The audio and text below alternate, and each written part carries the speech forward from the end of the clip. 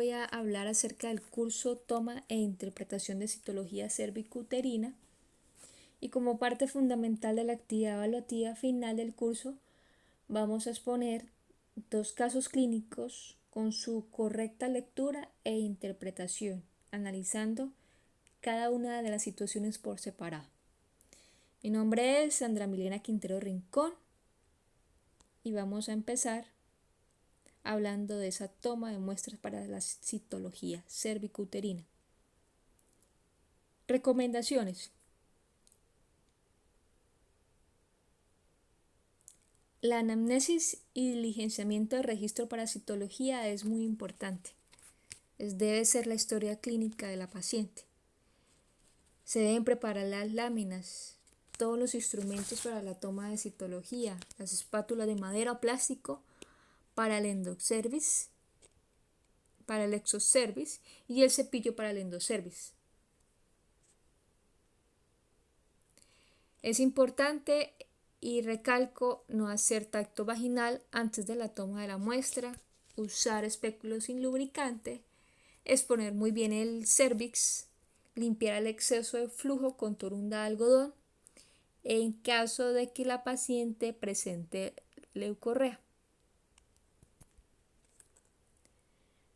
Como podemos ver acá en este video corto, de esa manera debe ser la toma de la muestra tanto exocervical como endocervical, y posterior a eso se debe extender la muestra en forma adecuada para que quede delgada en la lámina. Se debe fijar con un fijador comercial al 95% e identificar adecuadamente la lámina. Es importante y cabe resaltar que la usuaria debe reclamar oportunamente el resultado. Para ello debemos informarle.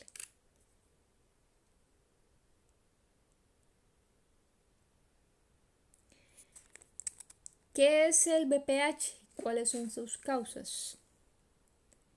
El virus del papiloma humano es uno de los virus que tiene más cepas diferentes. Aproximadamente tiene más de 100 cepas. Algunas afectan a la piel, otras a las mucosas, incluidas a las mucosas genitales tanto de hombres como mujeres. En la piel lo vemos responsable de la aparición de las verrugas. Y en la mucosa genital, la infección se considera netamente por transmisión sexual.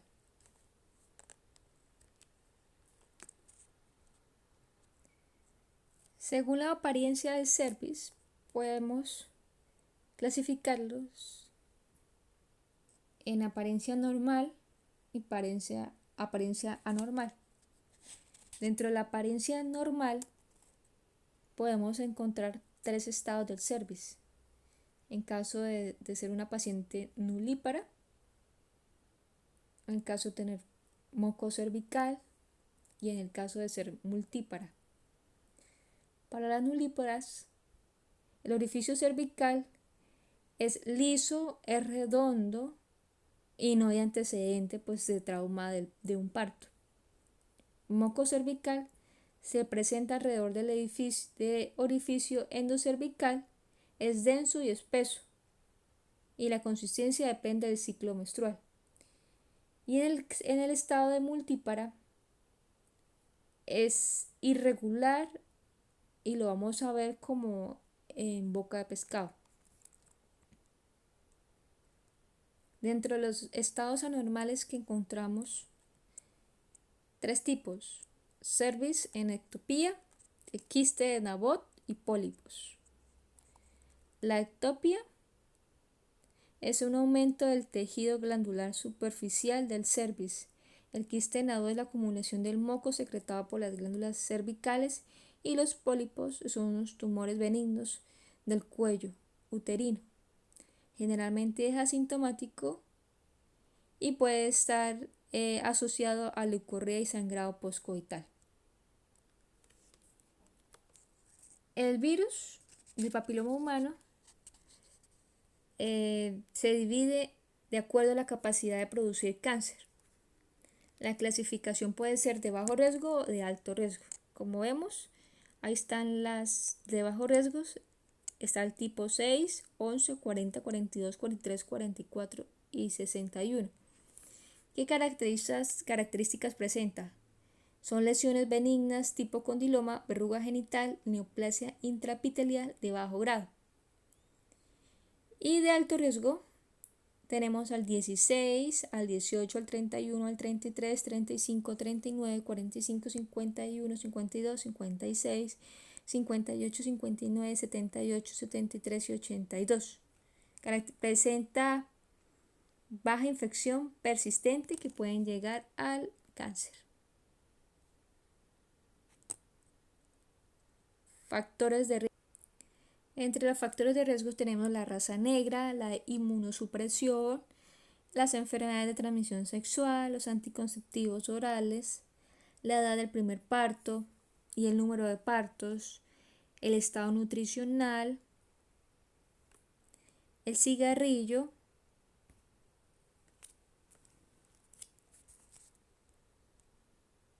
la transmisión de ese virus de papiloma se puede realizar de 4 maneras: genital, manual genital oral, madre y feto.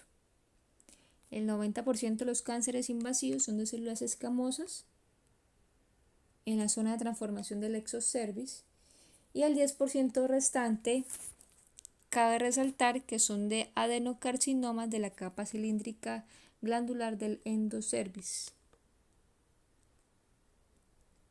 El 70% de los casos de cáncer cervicouterino se dan por los subtipos 16 y 18, y existen alto riesgo en los subtipos 31, 33, 45 y 58. Los tipos de BPH 6 y 11 son los que causan la mayoría de las verrugas genitales, tanto masculinas como femeninas. En esta tabla, en este gráfico, podemos visualizar desde el inicio de la vida sexual hasta el cáncer invasivo. Inicio de la vida sexual con precáncer, posteriormente un carcinoma para llegar a un cáncer invasivo. Si la mujer tiene adecuadas defensas, la infección puede desaparecer. Todo este tratamiento va enfocado a las complicaciones y al dolor.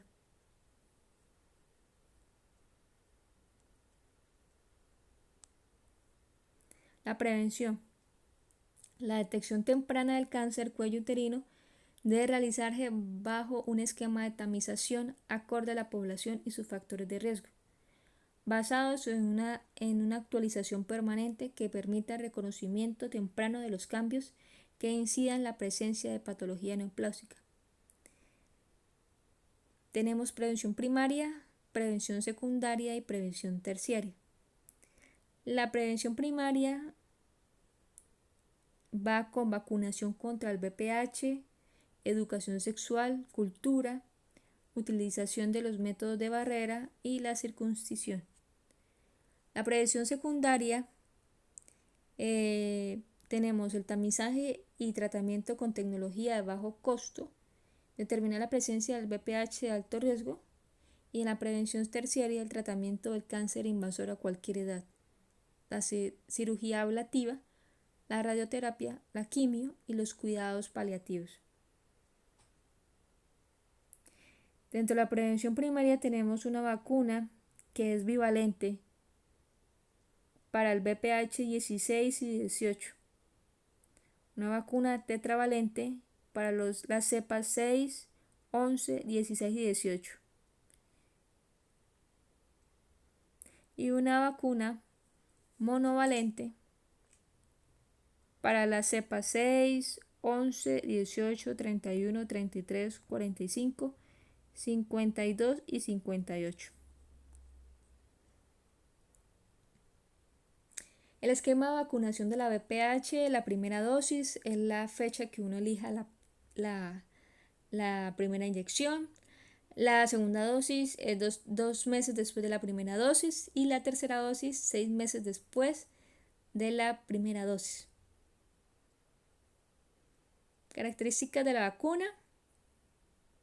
Es una vacuna recombinante tetravalente contra el virus del papiloma humano de los tipos 6, 11, 16, 18. Está indicada en hombres y mujeres de 9 a 26 años para prevenir lesiones precancerosas a nivel cervical, vulvar, anal, cáncer cervical y verrugas genitales. Etapas del cáncer de cuello uterino, cómo se desarrolla el cáncer. La progresión a cáncer puede tardar entre 10 a 20 años, desde el inicio de las relaciones sexuales, precáncer, carcinoma in situ y cáncer invasivo. La etapa 0, se puede ir etapa 0, etapa 1, etapa 2, 3 y 4. Las características de la etapa precáncer o etapa 0 son cambios en las células en una de las capas del cuello uterino. Las células se encuentran en un proceso de transformación premaligno, incluye desde las lesiones de bajo grado hasta el carcinoma in situ. El precáncer se puede curar. En la etapa 1, el cáncer compromete todas las capas celulares del cuello, sin extensión del cuello del útero u otras partes del organismo. En la etapa 2, el cáncer se ha propagado a la parte superior de la vagina, a las partes laterales del cuello uterino o a los ligamentos que sostienen el útero, pero no compromete la pared pélvica. En la etapa 3, el cáncer se ha propagado a la parte inferior de la vagina o a la pélvica o cierra el uréter. En la etapa 4, el cáncer se ha prolongado a la vejiga, al recto, a otras partes distantes del cuerpo y el cáncer es un cáncer metastático.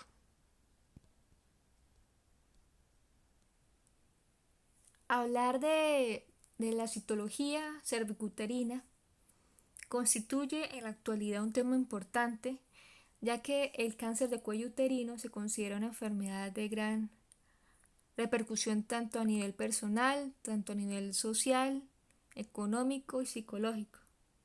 Este tipo de cáncer es la primera causa de mortalidad en mujeres.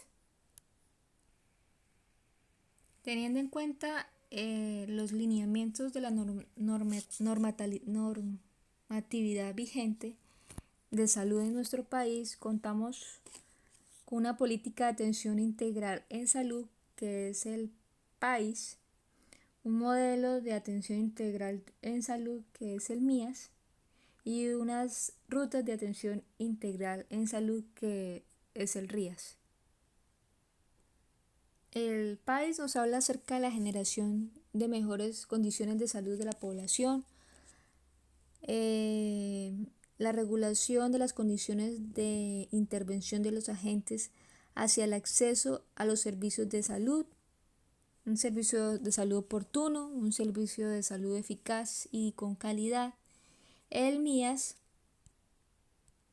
define a los agentes del sistema, tanto el territorio, el asegurador, el prestador, promociona el bienestar del desarrollo de los individuos en los entornos a los cuales se desarrolla y hace intervención para la prevención, diagnóstico, tratamiento, rehabilitación de la discapacidad. En cuanto al RIAS, contiene elementos claves de la atención basada en evidencia, define el conjunto de las responsabilidades de los diferentes tipos de prestadores,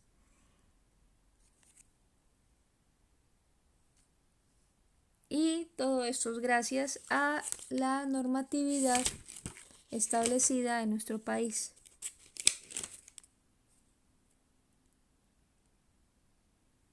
La ley 100 del 93, a la resolución 412 del 2000, a la resolución 1383 del 2013, a la resolución 3280 del 2018.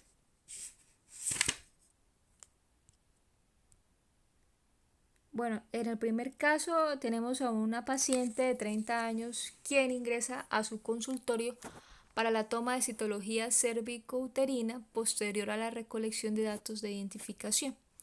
Indaga motivo de consulta, toma de citología, antecedentes personales, patológicos niega, alérgicos a la penicilina, patológicos niega, farmacológicos niega, quirúrgicos niega, hospitalizaciones solamente cuando los partos, transfusiones niegas, ginecostétrico, 2 embarazos, 2 partos, 0 abortos, cesáreas 0 y vivos 2. Fecha de la última regla 26 de junio del 2019. Fecha de la última citología agosto del 2017. Es decir que hace 2 años se realizó la última citología con resultado de ASCO. Esos ASCO son células escamosas atípicas de importancia indeterminada. Suelen ser del tamaño de células escamosas. No se sabe si son patológicas o son células normales. Fecha del parto agosto 22 del 2015. Antecedentes familiares niega.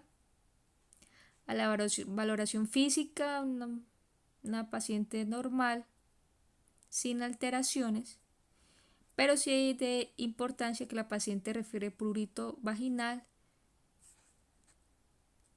sinorragia, que es ese sangrado poscoital en la mayoría que coincide con los cánceres de cuello uterino. También presenta dismenorrea, que son los calambres menstruales severos y frecuentes relacionados con la menstruación, y leucorrea, que le produce molestia y olor a pescado, muy posiblemente una bacteruria. Especuloscopia, cervix central ulcerado inflamado, leucorrea grisácea. Observación: hace 2 años le mencionaron que tenía ascus, pero no le informaron la conducta a seguir, por lo que decidió regresar este año para la toma de su citología, ya que pensó que no era nada grave. Reporte de este caso. Fecha de la citología: se la realizaron el 6 de julio del 2019. Paciente tiene 30 años. Por el servicio de consulta externa. Paciente Omaira Ruiz. Documento: hace clínicas sanitas. Citopatología: fecha de la última citología, como vimos, 2017, 2 años. Fecha de la última menstruación, 23 de junio del 2019. Antecedentes médicos y quirúrgicos niega. Método de planificación DIU, calidad de la muestra satisfactoria. Interpretación de resultado, atipias de células de resultados indeterminados ASCUS. Evaluación hormonal, cambio por dispositivos intrauterinos. Recomendaciones y observaciones. La primera pregunta que se me plantea ahí es ¿cuál es en Colombia la estrategia óptima de manejo de ese tipo de pacientes con citología reportada como ASCUS? Bueno, en pacientes con citología reportada como ASCUS se contemplan 2 opciones, o estas opciones.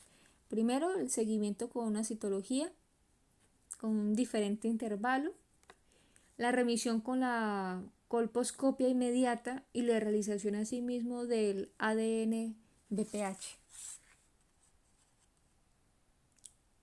Entre las precauciones a tener en cuenta antes y durante y después de la toma de la citología de cuello uterino, bueno, es importante saludar a la paciente, llamarla por su nombre, promover un ambiente privado para mantener su intimidad, dar confianza, realizar el lavado de manos antes y después del procedimiento, exponer solamente la zona del cuerpo del paciente que sea necesario.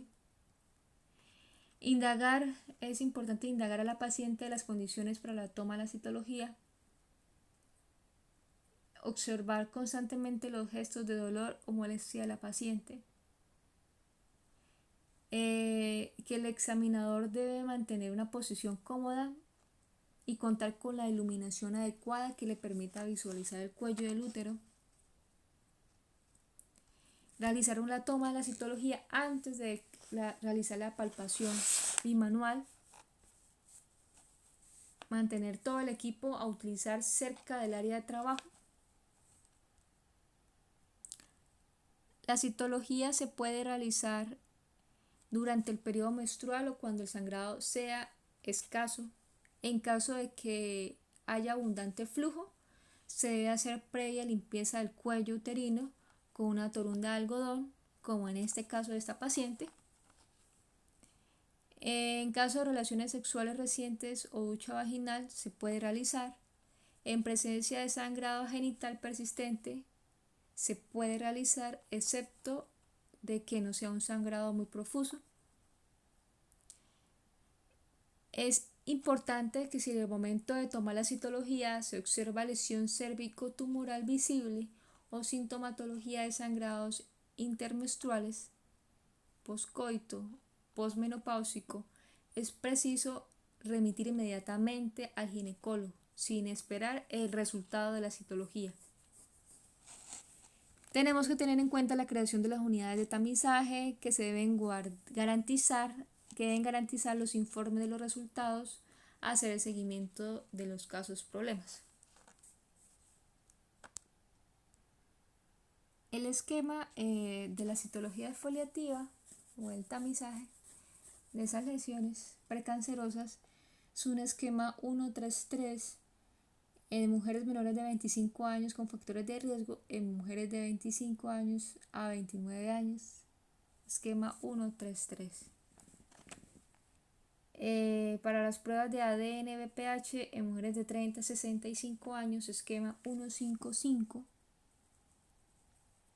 Y en la población dispersa entre los 30 a 50 años de edad, esquema 1-3-3 para vía Billy. Entonces, vamos a analizar y documentar la interpretación según Bethesda, teniendo en cuenta los criterios a evaluar en la muestra para este caso. La calidad del espécimen es satisfactoria para la evaluación adecuada de la cantidad de la materia. Resultados de la citología: se presentan anormalidades de células epiteliales, atipias de células escamosas de significado indeterminado ascus. Acordémonos que cuando se considera positivo para ascus, debe ser confirmado con una prueba de ADN BPH más una colposcopia. Diagnóstico descriptivo: infección, vaginosis bacteriana, cambios reactivos, cambios por el dispositivo intrauterino e inflamación por atrofia. Evaluación hormonal: paciente con cambios por dispositivo uterino, patrón hormonal compatible con la edad e historia. Vamos a definir la conducta a seguir en este caso: tratamiento, la remisión con especialista, los medios diagnósticos. Si la citología es reportada como anormal, la paciente debe ser remitida a una unidad de patología cervical y colposcopia. La unidad de tamizaje debe explicar el resultado o causa de la remisión y orientar para el diagnóstico y tratamiento definitivo. Esas son las conductas según resultados de citología y colposcopia. Si el resultado de la citología presenta ascus y una colposcopia negativa, se repite la citología en 6 a 12 meses. En dado caso que esa colposcopia sea positiva, se tiene que definir si son cambios menores o cambios mayores. En cambios menores que sean bien delimitados, La citología se debe repetir de 6 a 12 meses. En cambios menores no delimitados, se recomienda biopsia endocervical. En los casos en que la colposcopia positiva presente cambios mayores que sean bien delimitados, biopsia exo y endocervical. Y en el caso de que la colposcopia positiva presenta cambios mayores no delimitados, es importante realizar la conización diagnóstica. Siempre se debe hacer una adecuada correlación entre la citología, la colposcopia y las biopsias para tener un diagnóstico definitivo sobre la base para tomar conducta.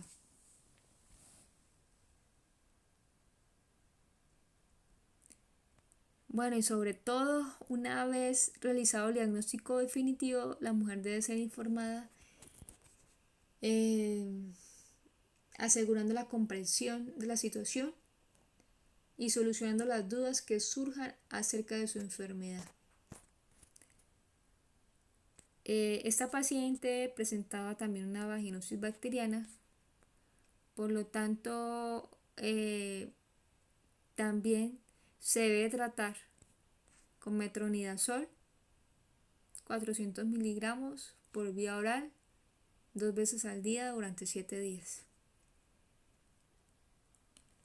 Este cuadro que vemos acá nos habla acerca de las conductas según el estado clínico y características de la usuaria. Reporte anatomopatológico de BPH o NIC1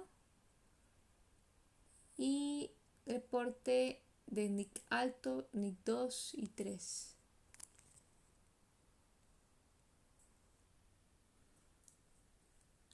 Entonces, a la paciente de este caso le hacemos el BPH, la ADN BPH, y la remitimos a colposcopia. Si esa colposcopia nos da positiva, tenemos que realizar una biopsia endocervical. Si da negativa, tenemos que seguir realizar una citología a los 6 o a los 12, de 6 a 12 meses. Se debe seguir claramente el flujograma del proceso de detección del cuello uterino, como se muestra acá en la gráfica. Asesoría de educación brindada teniendo en cuenta los hallazgos encontrados. En cuanto a la asesoría, una vez realizado el diagnóstico definitivo, la mujer debe ser informada de una forma amplia y adecuada, asegurando la comprensión de la situación y solucionando las dudas que surjan acerca de su enfermedad y tratamiento. Es necesario un equipo interdisciplinario, médicos, psicólogos, los cuales deben hablar con claridad sobre el pronóstico clínico, sobrevida de los casos de lesiones infiltrantes, los efectos secundarios del tratamiento, la posibilidad de nuevos embarazos y la calidad de vida. Garantizar también el acceso a instituciones de alta complejidad, donde además de un ginecólogo, esté un oncólogo certificado para poder recibir tratamiento quirúrgico o adecuado si lo requiere, y disponga también de los recursos de radioterapia, quimioterapia, cuidados paliativos, terapia del dolor y rehabilitación. Esa conserjería debe orientar de manera precisa, completa y objetiva, reemplazando las ideas erróneas, acompañar en el análisis de las razones para aceptar el tratamiento, facilitar la reducción de la angustia y el temor, asegurar la decisión libre, la decisión responsable e informada de la mujer, todo con respeto, imparcialidad, veracidad, confiabilidad y voluntariedad. En el caso 2 tenemos una paciente de 30 años que vive en la vereda Guayabal del departamento de Cesar. asiste a una consulta para realizar control de crecimiento y desarrollo a su hijo de 4 años. A la puerta del consultorio observa un letrero que dice: "Anímate, hoy es el día, hasta la citología", lo cual le llama la atención y desea realizarse la toma, pero le preocupa el hecho de que hace 2 días tuvo relaciones coitales posterior a la recolección de datos de identificación. Encuentra los siguientes antecedentes personales: patológicos, ninguno; alérgicos, dipirona; farmacológicos, ninguno; quirúrgicos, ninguno; hospitalizaciones, solamente cuando los partos; transfusiones, niega; ginecobstétricos, un embarazo, un parto, 0 abortos, 0 cesáreas y vivos 1. Fecha de la última regla: el 8 de junio del 2019. Fecha de la última citología: mayo 13 del 2015, con resultado normal. Fecha del último parto: el 10 de enero del 2016. Antecedentes familiares: padre hipertenso. A la valoración física, sin alteraciones. Bueno, esto es una paciente que hay que revisar, que vive en la vereda de Guayabal, por lo tanto es una paciente que se debe captar inmediatamente, no negarle los servicios y no colocarle tantos obstáculos para esa toma de citología, porque probablemente no vuelva a su EPS o a su entidad prestadora de servicio. Entonces, el 6 de julio del 2019 se toma esa citología a la edad de 33 años por una consulta externa. La paciente es Paola Pinto. La citología, la última citología fue hace 4 años. La fecha de la última menstruación fue el 8 de junio del 2019. Antecedentes quirúrgicos, médicos, niega. Método de planificación: anticonceptivos inyectables. Calidad de la muestra satisfactoria. En este reporte de citología que se realizó el 6 de junio, la interpretación de resultados dio lesión intraepitelial de alto grado NIC2, evaluación hormonal, cambios celulares reactivos asociados a inflamación. Precauciones a tener en cuenta antes, durante y después de la toma de la muestra de citología. Como ya dijimos, tenemos que tener en cuenta el saludar al paciente, llamarlo por su nombre, practicar habilidades de comunicación, proveer un ambiente privado para mantener su intimidad y su confianza. La realización del lavado de manos antes y después de todo procedimiento. El indagar al paciente las condiciones para la toma de citología, observar constantemente los gestos de dolor y molestia. El examinador debe mantenerse en una posición cómoda. No se debe realizar la palpación antes de la citología.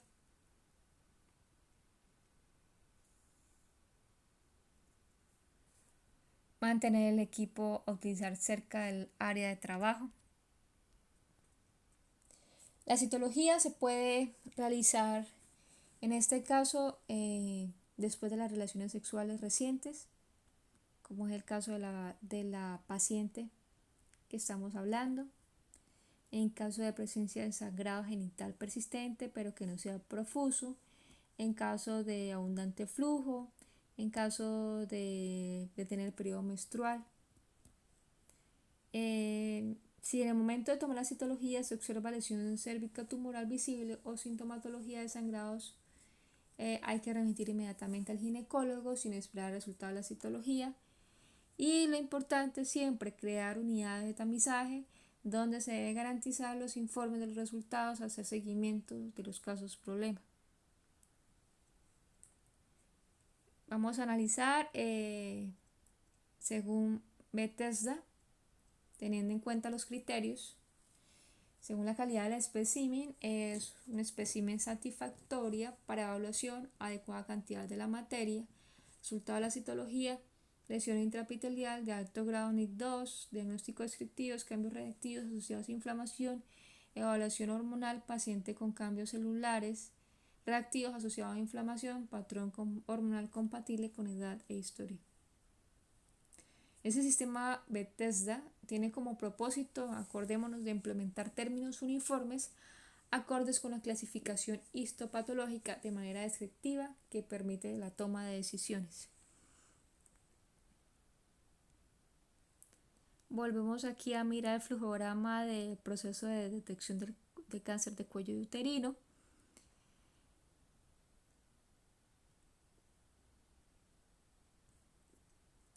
Y a continuación, la conducta cambia de acuerdo a las circunstancias y a cada caso, y cada caso debe ser analizado individualmente teniendo en cuenta la edad de la paciente, los deseos de gestación futura, la localización y extensión de la lesión, el riesgo quirúrgico, la facilidad de seguimiento de la usuaria. En aquellas pacientes jóvenes o con deseo de embarazo que presenten lesiones muy limitadas, visibles en toda su extensión, sin compromiso del canal, se podría utilizar la criocirugía para esas lesiones tipo NIC2. La vaporización láser, en especial en lesiones de NIC2, como es esta paciente, en los procedimientos de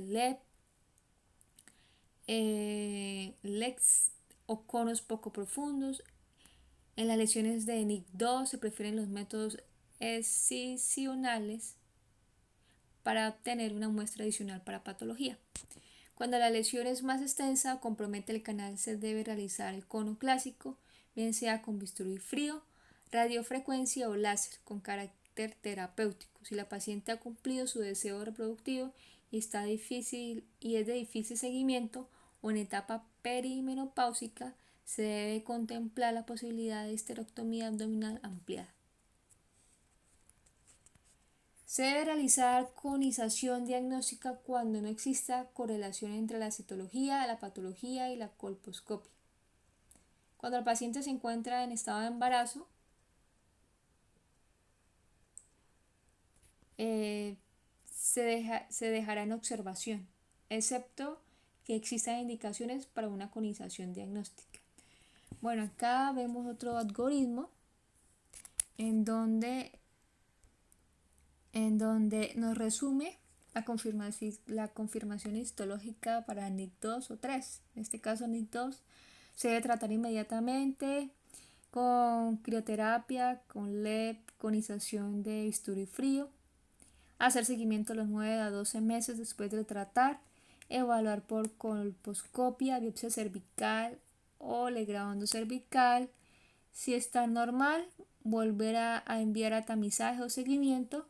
Si persiste la enfermedad, volver a tratar.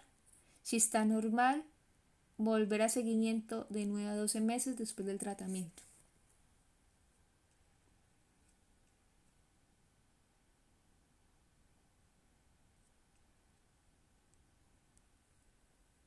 Aquí volvemos a tener el cuadro, NIC de alto grado, NIC2, paciente joven, lesión delimitada, visible, crioterapia, vaporización, tratamiento, láser, LEP, lesión endocervical, paciente con riesgo quirúrgico elevado, braquiterapia, paciente embarazada, observación parto genital, tratamiento de 8 a 12 semanas postparto. En los NIC2 en los NIC de alto grado se controlarán cada 6 meses durante los 2 primeros años mediante el examen ginecológico, citología y colposcopia. Los controles posteriores se harán cada año hasta completar los 5 años y si las citologías han sido negativas, se cambiará la frecuencia a cada 3 años.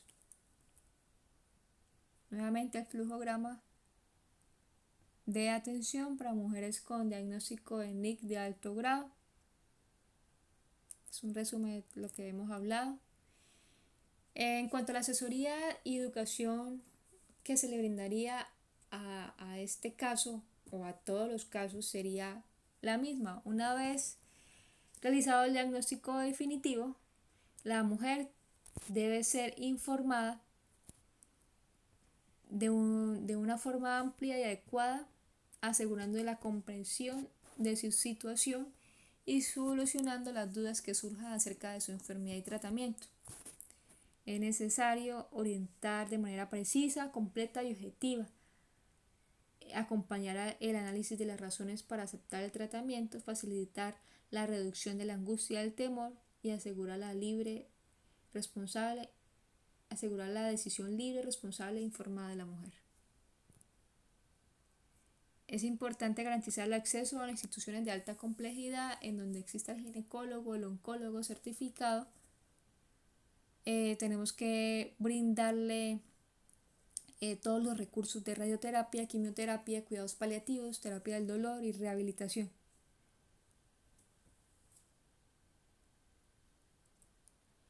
Bibliografía. Guía de práctica clínica para la detección y manejo de lesiones precancerosas al cuello uterino. Sistema General de Seguridad de Salud de Colombia. Norma técnica para detección temprana de cáncer. Oncología, ginecología clínica. Sistema Bethesda. Citología cervicovaginal. Muchas gracias. Fue un excelente curso. Gracias a la Fundación Universitaria Sanitas. De verdad, este curso nos ayudó y nos permitió entender que la atención basada en evidencia permite mejorar visiblemente las buenas prácticas en salud que condicionan una mejor calidad de vida para las personas y su familia.